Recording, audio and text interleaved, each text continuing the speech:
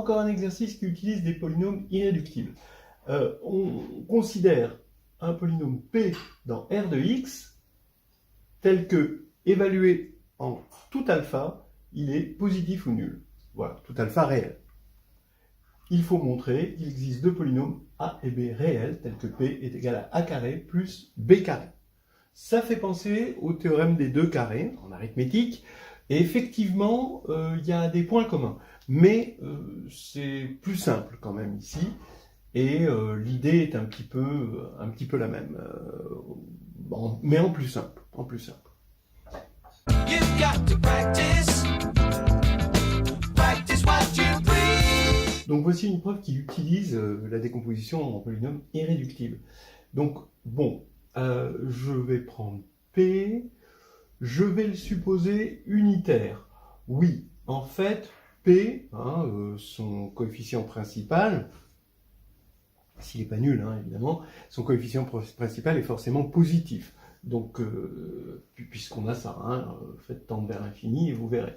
Donc, quitte à diviser par ce coefficient principal, on peut le supposer unitaire sans changer les conditions. Alors, donc, je vais le décomposer en polynôme irréductible, unitaire.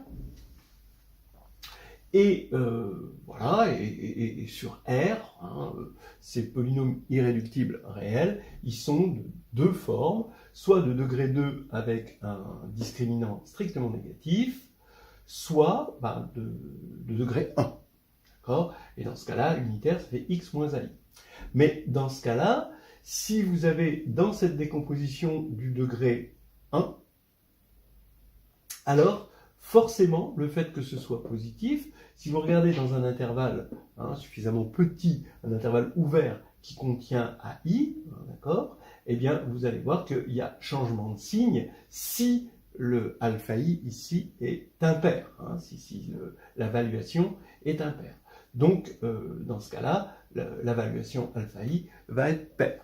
Bon, donc maintenant, ça veut dire que P va se décomposer en deux types de polynômes, soit ce type de polynôme irréductible avec le discriminant négatif, soit ce type de polynôme, mais au carré. Alors maintenant, pour commencer, on va voir que ces polynômes se décomposent bien comme on veut. Ben oui, parce que ça, c'est ce polynôme-là au carré moins delta I sur 4. Oui, ça c'est la décomposition réduite du trinôme, il n'y a pas de problème. Et donc on a un polynôme au carré, et ça, comme delta I est négatif, c'est aussi, on peut le voir comme un polynôme de degré au carré. Bien. Et puis lui, bah oui, avec B égale 0, on n'exclut pas la possibilité que B soit nul, ou que A soit nul. Voilà. Donc déjà, pour les facteurs, ça marche. Maintenant, il n'y a plus qu'à montrer que l'ensemble des polynômes unitaires réels, alors unitaire, tel que P égale A2 plus B2, est stable par la multiplication. Et ça, c'est simple, parce que quand vous regardez A2 plus B2, facteur de C2 plus D2, eh bien, ça vous avez cette formule célèbre qui vient du calcul complexe, en fait, si vous regardez bien, eh bien, on a cette magnifique formule qui prouve que le produit de somme de deux carrés, c'est encore une somme de deux carrés. Vous pouvez vérifier cette formule, elle nous vient directement du calcul complexe, du fait que la norme de zz' au carré est égale à la norme de z au carré fois la norme de z' au carré.